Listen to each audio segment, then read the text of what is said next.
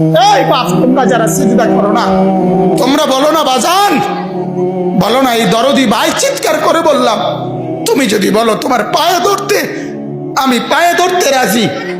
তুমি যদি বলো তোমারে জড়িয়ে ধরে কাঁদতে, আমি কাঁদতে রাজি।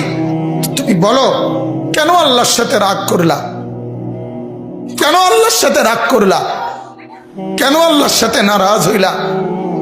কেন সেজদা কপালে জুটলো না?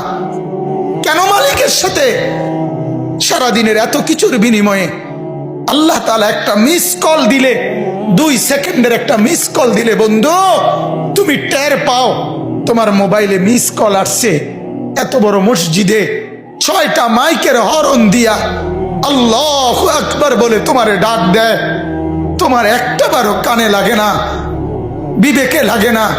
তোর মতো সত্য ডাকাত, তোর মতো পাষাণ বেটা আর কে হইতে পারে? বেটা কথা বলেন না কেন? তুই ডাকাত, কত বড় ডাকাত। ওয়ায়াউমা তাকুমুস সাআতু ইউবলিসুল মুজরিমুন। আল্লাহ তাআলা বলেন যখন হাসরের মাঠ কায়েম হবে, হাসরের মাঠ যখন কায়েম হবে, নাফরমানরা, পাপীরা, সমস্ত অপরাধীরা হাসরের মাঠের দৃশ্য এক নজর চতুর্দিক দেখার পর, অবস্থাটা উপলব্ধি করার পরই ইউবলিসুল মুজরিমুন, আল্লাহ বলে সব পাপীরা একেবারে ভেবাচেকা, একেবারে এলোমেলো, অস্থির, পেরেশান হয়ে যায়। হায়, এখন কি হবে? এখন কি হবে?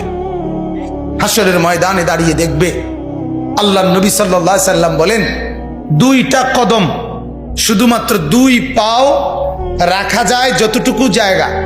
আল্লাহ রাসূল সাল্লাল্লাহু আলাইহি সাল্লাম বলেন একজন মানুষ হাসরের ময়দানে শুধু এতটুকু জায়গায় বরাদ্দ পাবে। 1 সুতা ডানে বামে সামনে পিছনে আগ পিছ করতে পারবে না, 1 সেকেন্ডের জন্য বসতেও পারবে না। আল্লাহ তাআলা কোরআনুল কারীমের মধ্যে বলছে ইয়াউমা ইয়াকুমুন নাস লিরাব্বিল আলামিন, রব্বুল আলামিনের সামনে সবগুলো মানুষ দাঁড়িয়ে থাকবে, দাঁড়ানো দাঁড়ানো দাঁড়ানো থাকবে, দাঁড়িয়েই থাকবে।